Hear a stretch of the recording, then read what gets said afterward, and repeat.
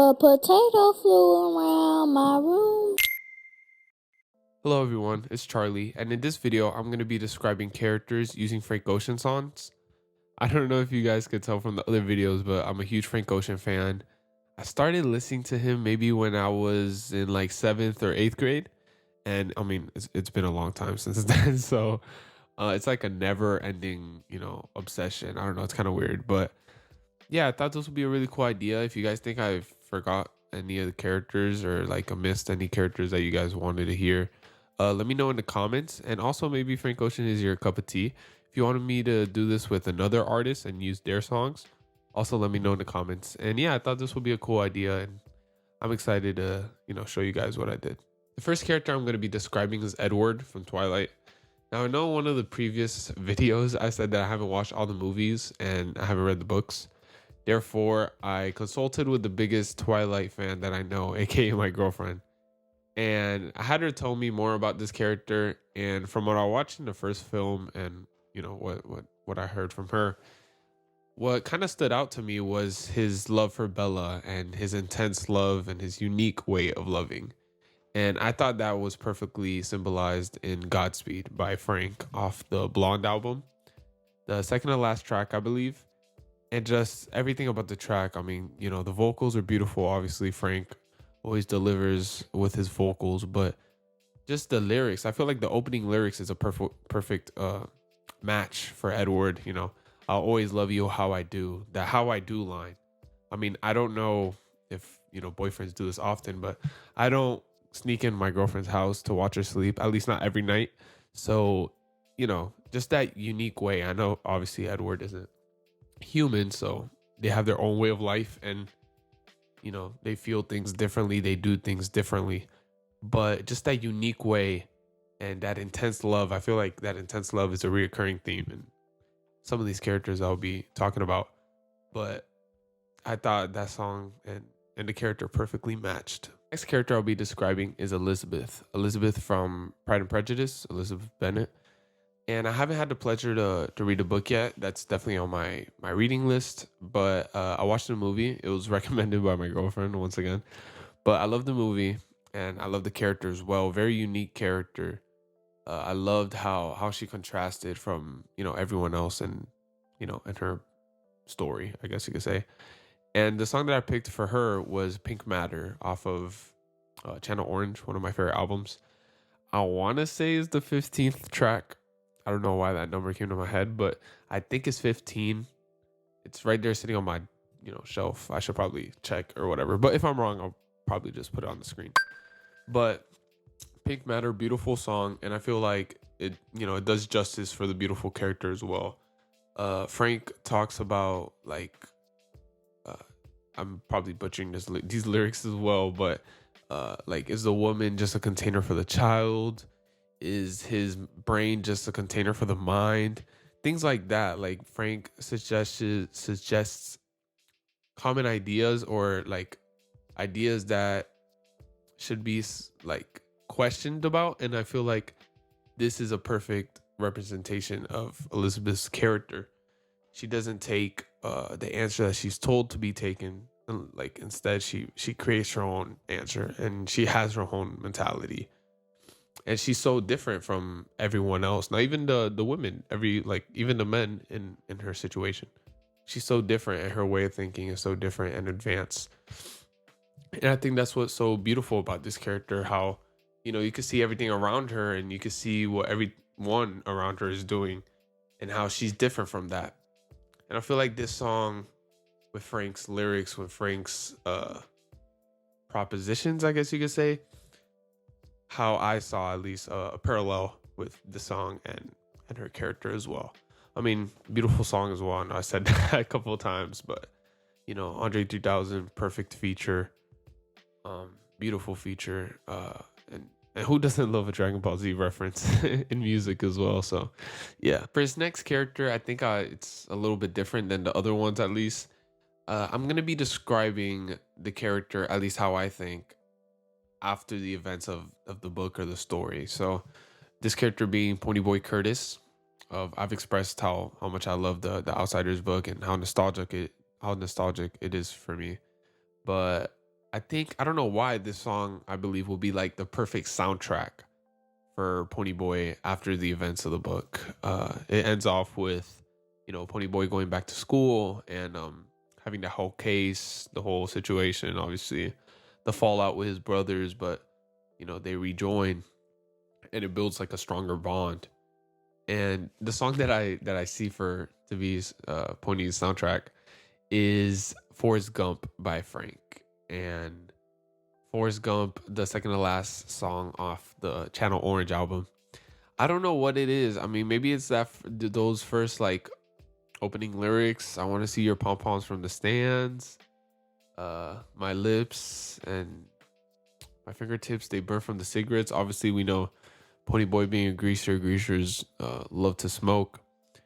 And the whole pom pom from the stand. I don't know why. It's literally like a vivid like video slash I guess movie or whatever in my head that I see like Ponyboy maybe like at a high school football game or something, and Cherry's like a cheerleader or something, and that whole "You Run My Mind, Boy," that whole line, I feel like would really symbolize Ponyboy.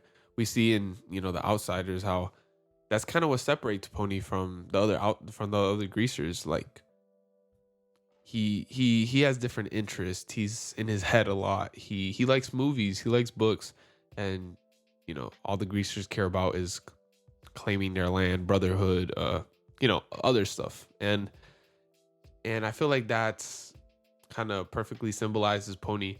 And I feel like it would symbolize him going forward, maybe it's not Cherry, maybe he has another crush, maybe he has another interest.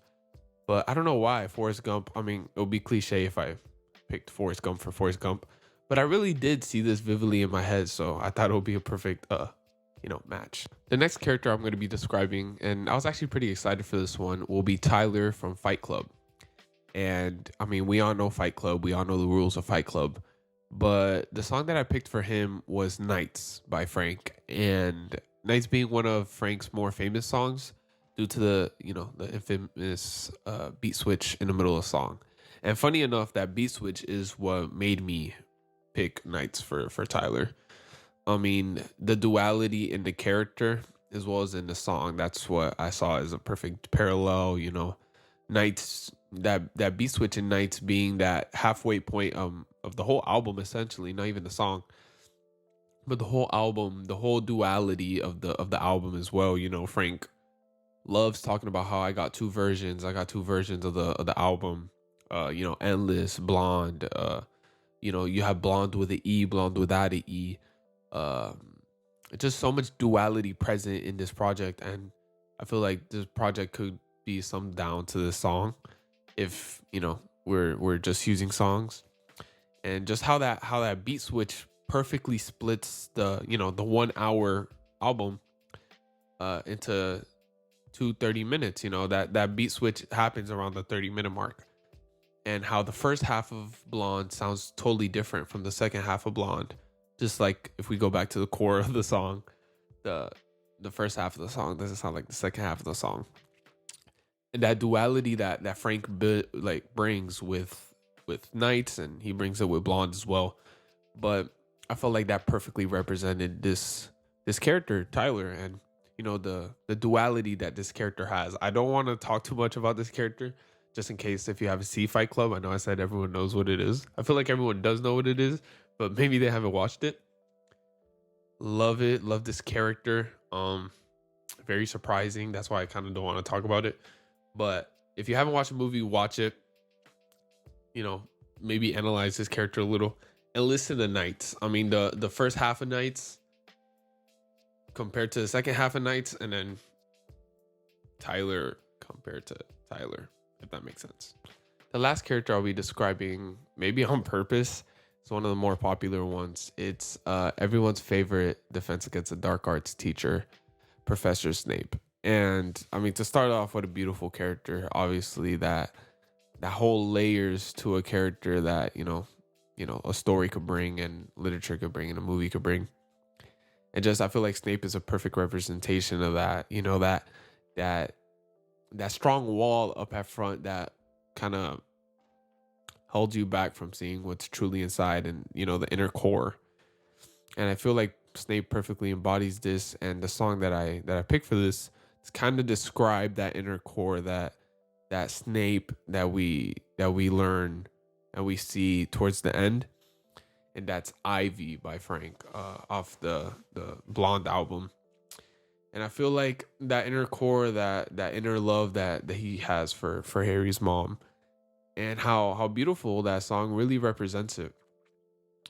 Frank talking about, I thought I was dreaming when you said you love me, which is something that I truly believe, Snape could resonate with, because, he did not expect it. No one else like expected it. So of course he would think otherwise when, if the true emotions were shared. And another lyric that stood out to me that I believe resonates with Snape's character as well is, we ain't a kid. I'm sorry, I'm gonna butcher this, but I ain't a kid no more. We'll never be those kids again, or we ain't kids no more, something like that. But again, another, obviously they won't be able to go back to how they were as, I guess, kids. You can say teenagers, but they're not gonna share those experiences again. That was not a one and done thing, but not something you can go back to. And I feel like just like that last minute of Ivy of the song is like a perfect soundtrack for, when we see Snape's memories and we see him go back to that night, that, the tragic night, and just that whole screaming. And it's funny because we don't see Snape. Like I said earlier, we just saw that wall. And in that moment, that's when we see Snape really break down. And obviously it's not happening in a moment because it's a memory, but we see Snape in his true emotion. And I feel like that last minute of Ivy, when Frank is literally just screaming into the mic, that would be like a perfect parallel to that scene. And I mean, I really suggest, if you really, want to get deep into this video, play the movie, maybe mute it or something, and play that last minute of Ivy, and when you see Snape walk in and whatnot. And I mean, it's a beautiful sight to see, at least. So that's all the characters I will be describing for this video. Let me know if you guys liked it. Again, if you guys think that I missed any character, or you guys prefer me do another artist, let me know in the comments. Thank you so much for 63 subscribers, I believe, that I'm currently at. I'm trying to hit 100, so if you could please subscribe, that would mean a lot to me. And thank you so much. I love you, Charlie. I love you.